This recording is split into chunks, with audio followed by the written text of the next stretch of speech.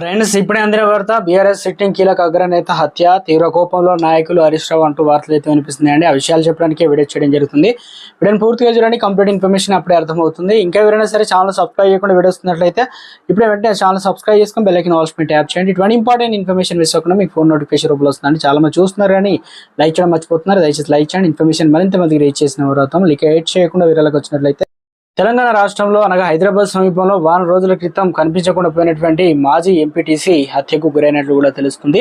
ఈ నెల 17న బయటకు వెళ్లిన మహేష్ తిరిగి ఇంటికి రాలేదు. దీంతో ఆయన సోదరుడు విఠల్ కట్కేశ్వర్ పోలీసు స్టేషన్లో అయితే ఫిర్యాదు చేశాడు. మిస్సింగ్ కేసు నమోదు చేసుకున్నటువంటి పోలీసులు దర్యాప్తు అయితే చేస్తున్నారు. ఇదిలా ఉండగా సోమవారం తెల్లవారుజామున ఎన్ఎస్పీ నగర్ డంపింగ్ యార్డ్లో మహేష్ మృతదేహాన్ని పోలీసులు గుర్తించారు. క్లూస్ టీం సహాయంతో ఆధారాలు సేకరించి పోలీసులు మృతదేహాన్ని పోస్ట్మార్టం నిమిత్తం ఆసుపత్రికి అయితే తరలించారు. కాగా మాజీ ఎంపీటీసీ మహేష్ హత్య వివాహేతర సంబంధమే కారణమని పోలీసులు అనుమానిస్తున్నారు. ఈ కోణంలో దర్యాప్తు కూడా చేస్తున్నట్లు తెలిపారు. కాగా ఈ హత్యకు గల పూర్తి వివరాలు అయితే తెలియాల్సి అయితే